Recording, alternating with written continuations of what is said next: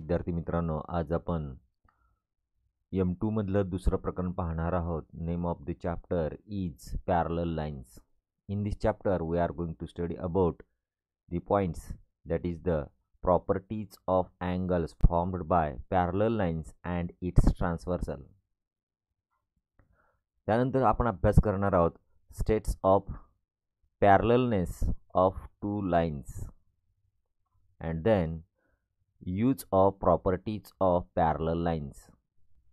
यापूर्वी आपण parallel lines म्हणजे काय याविषयीची डेफिनेशन पाहिलेली आहे. Parallel lines, the lines which are coplanar and do not intersect each other are called parallel lines. Parallel lines कुणाला म्हणायचं तर ज्या लाईन एकाच प्लेनमध्ये आहेत, दॅट इज द कोप्लेनर म्हणजे एकाच प्रतलात असणाऱ्या, do not intersect each other आणि एकमेकांना न छेदणाऱ्या अशा रेषांना आपण पॅरलल लाईन असं म्हणणार आहोत. Suppose here is line l and line m are coplanar and they are not intersect to each other, therefore line l and line m are parallel to each other and this is denoted by in this way, that is line L parallel to line M. Then here is the figure.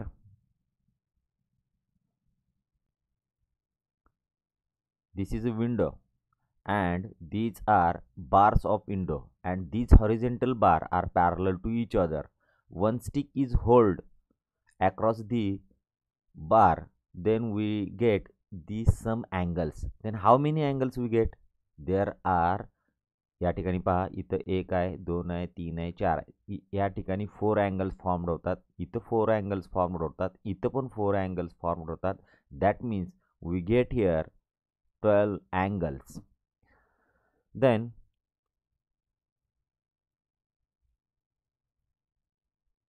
do you recall the pairs of angles formed by two lines and their transversal?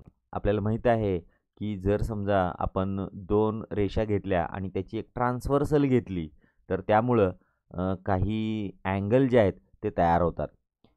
आकृतीमध्ये पहा, line l is the line n, this is the line n is the transversal of line l and line m. Line n जी आहे ती line l आणि यमची transversal आहे. Due to this transversal there form 8 angles. या ठिकाणी ह्या ट्रान्सव्हर्सलमुळं या ठिकाणी 8 अँगल तयार झालेत आणि त्याचे काय 8 अँगल्स आहेत ते कोणत्या प्रकारचे आहेत तर पहा, pairs of corresponding angle, that is angle, this angle D is corresponding to angle H. Angle D is corresponding to angle H, and in this way angle A, this angle A is corresponding to angle E. Then angle C is corresponding to angle G. Angle B is corresponding to angle F. Then pairs of alternate interior angle. लक्षात घ्या, दोन प्रकारचे alternate angle असतात त्यापैकी interior angle and alternate exterior angle. तर pairs of alternate interior angle, that is angle C. This angle C, या angle सीचा angle E जो आहे, this is the alternate angle. Pairs of alternate angle, angle C and angle E are the pairs of alternate angle. And angle B and angle H, these two angles are alternate angle.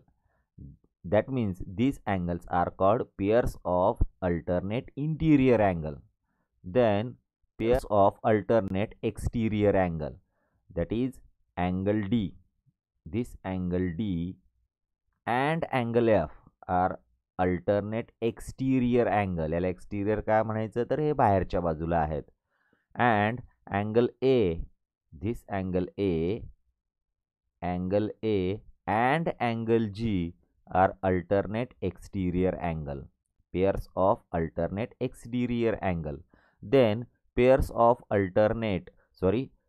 of interior angles on the same side of the transversal. ही जी काय transversal आहे त्या ट्रान्सव्हर्सलच्या एकाच बाजूला तयार होणारे interior angle, एकाच बाजूला तयार होणारे इंटिरियर अँगल कुणाच्या, तर ह्या ट्रान्सव्हर्सलच्या. कुठले आहेत? That is angle c. This angle C and angle h. Angle C and angle h are pairs of interior angle on the same side of the transversal. Then angle B and angle E are the pairs of interior angles on the same sides of the transversal. तर हे तुम्हाला सांगता आलं पाहिजे interior angle कुणाला interior angle कशाला म्हणायचं, त्यानंतर अल्टरनेट अँगल कोणते असतात आणि करस्पॉन्डिंग अँगल कोणते असतात. लक्षात घ्या, 3 गोष्टी यातल्या महत्त्वाच्या आहेत. पहिलं आहे that is the corresponding angle. Corresponding angle कुणाला म्हणायचं? Pairs of corresponding angle. Pairs of interior angle. Interior angle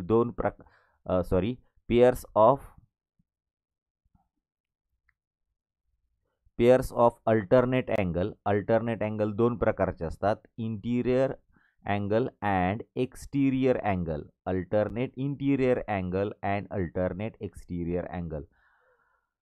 The pairs of interior angles on the same side of the transversal. Then some properties, some important properties. आता काही महत्त्वाच्या properties ज्याचा आपण पूर्वी अभ्यास केलेला आहे. पहिला आहे पहा, when टू लाईन्स इंटरसेक्ट. जर समजा 2 रेषा एकमेकाला इंटरसेक्ट करत असतील, the pairs of opposite angles formed are congruent. या ठिकाणी आपण जर समजा 2 लाईन काढल्या, suppose here is the line, this is the line L and here is the line M. Then opposite angle, कोणते opposite angle? That is this one and this one. These are the opposite angle and these opposite angles are congruent. And also these two angles are opposite, pairs of opposite angles are congruent.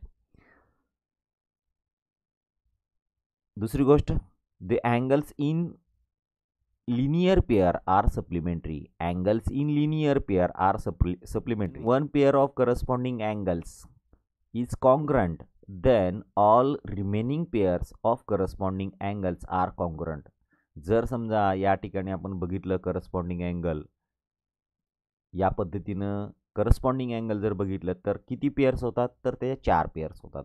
त्यापैकी एक जोडी जर समजा corresponding अँगलची congruent असतील तर उरलेल्या जे काही 3 जोड्या आहेत त्या सुद्धा कॉन्ग्रुअंट असतात. चौथी गोष्ट, when one pair of alternate angle is congruent, then all remaining pairs of alternate angles are congruent. या ठिकाणी एक जोडी अल्टरनेट अँगलची, अल्टरनेट अँगल किती प्रकारचे आहेत? तर 2 जोड्या अल्टरनेट अँगलच्या असतात. एक आहे इन अल्टरनेट अँगल, त्यातली एक जोडी जर समजा कॉन्ग्रुअंट असेल तर remaining all alternate angle, pairs of alternate angles are congruent. त्यानंतर पुढे पहा, when one pair of interior angle on one side of the transversal is supplementary, then other pair of interior angle is also supplementary. जर समजा आपण या ठिकाणी हे एक जोडी इंटिरियर अँगलची सप्लिमेंटरी असेल, एका साईडचे होणारे इंटिरियर अँगल आहे ती जर समजा सप्लिमेंटरी असेल, that means suppose here is the x angle, here is the Y angle, x plus Y is equal to 180 degree, that is the supplementary, then other pair is also supplementary. Then next, that is one of the activity. या ठिकाणी activity बघायची आहे. तर विद्यार्थी मित्रांनो, ही जी काय activity आहे व्यवस्थितपणे वाचायची आहे आणि त्या पद्धतीनं तुमच्या मित्रांमध्ये जेव्हा लॉकडाऊन उठेल तेव्हा तुमच्या मित्रांमध्ये एकत्रित बसून ही ॲक्टिव्हिटी पूर्ण करायची आहे. Then next part, we have verified the properties of angle formed by transversal of two parallel lines. Let us now prove the property using the Euclid's famous fifth postulate given below. तर या ठिकाणी हे जे काही properties आहेत, properties of angles formed by a ट्रान्सव्हर्सलमुळं तयार होणारे जे काही अँगल आहेत त्यांच्याविषयी जी काही प्रॉपर्टी आहेत त्या प्रॉपर्टी आपण व्हेरीफाय करणार आहोत. आणि त्या प्रॉपर्टी व्हेरीफाय करण्यासाठी आपण इक्लुड्स फेमस फिफ्थ पॉच्युलेट, पाचवं जे इक्लुड्सचं फेमस फिफ्थ पॉच्युलेट आहे याचा आपण उपयोग करणार आहोत. फिफ्थ पॉच्युलेट कुठला आहे याच्या अगोदर पण बघितलं आहे आणि इथं पण दिलं आहे. If sum of two interior angles formed on one side of a transversal of two lines is less than two right angles, then the lines produced in that direction intersect each other. हे आपण पूर्वी हे जे पॉस्ट्युलेट आहे ते बघितलं आहे. याचा अर्थ काय होतो पहा. पहिल्यांदा आपल्याला two right angles, sum of two right angles that means how many, that is 180 degree. पहा या ठिकाणी suppose here is the parallel line.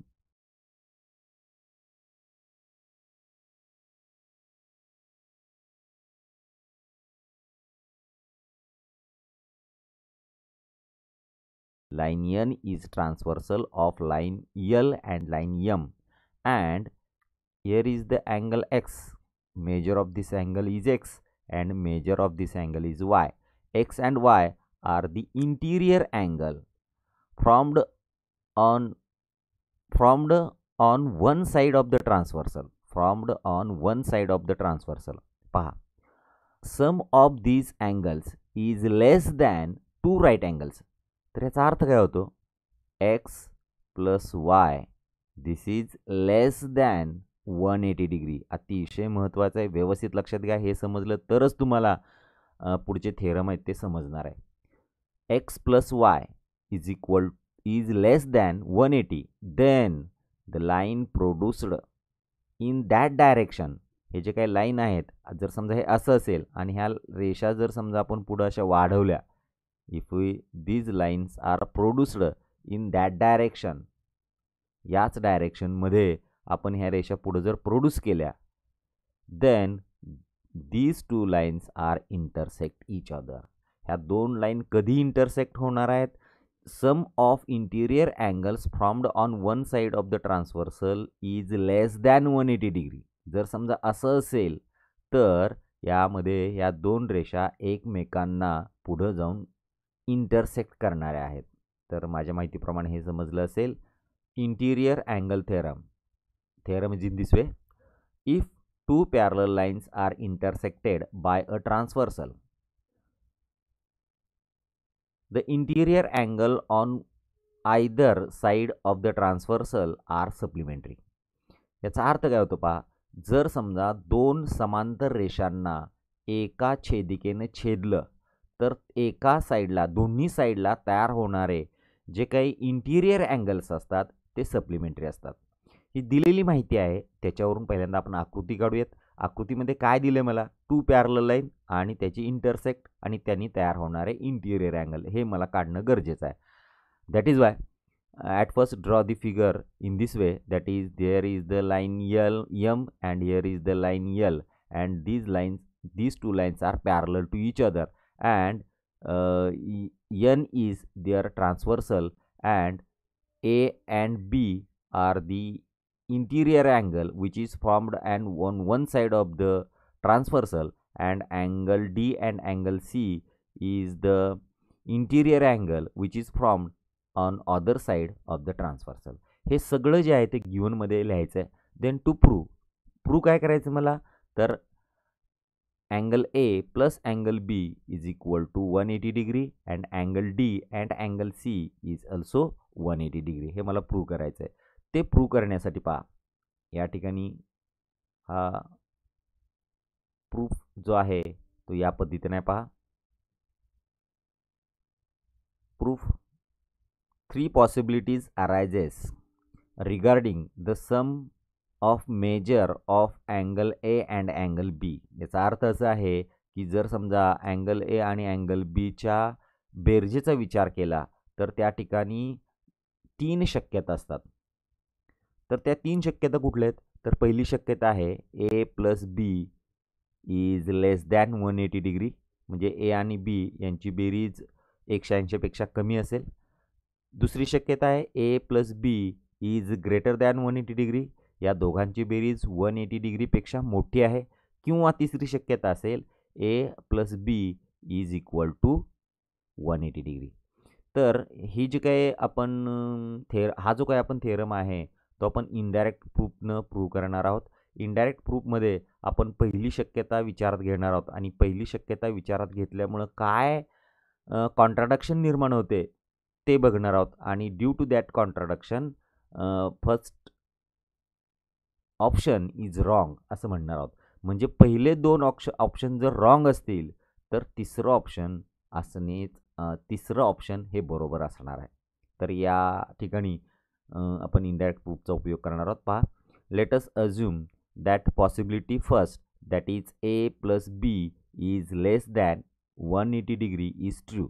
जर समजा A plus B is less than 180 degree असं असेल, हे जर ट्रू असेल, then according to Euclid's postulate, if line L and line M are produced, will intersect each other on the side of the transversal where A and B are formed. ज्या ठिकाणी ए आणि बी form होतात त्या बाजूला जर समजा L आणि M मी वाढवलं तर ते दोन्ही एकमेकाला छेदणार आहेत. हे आपण युक्लिड्स पॉस्च्युलेटमध्ये बघितलं आहे, कारण या दोघांची बेरीज 180 पेक्षा कमी आहे.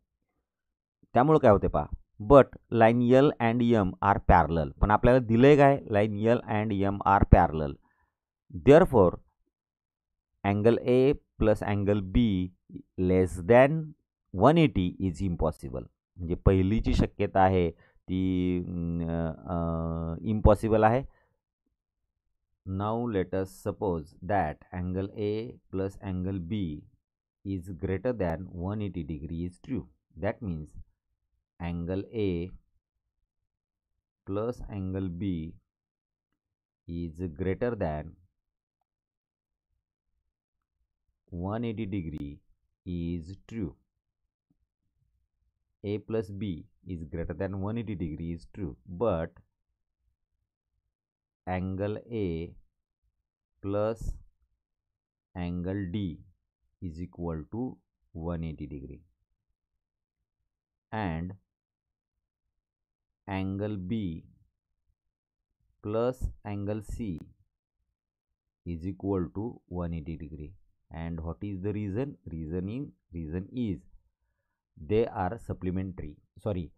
Angles in linear pair. Due to angles in linear pair, A plus B angles in linear pair, A and D are angles in linear pair. Therefore, sum of these two angles is 180 degree. B and C angles in linear pair, the sum of these two angles is 180 degree. If we add these angle, समजा मी या सगळ्यांची बेरीज केली तर काय होईल, angle A plus angle D plus angle C प्लस equal to इज equal to 180 degree plus 180 degree.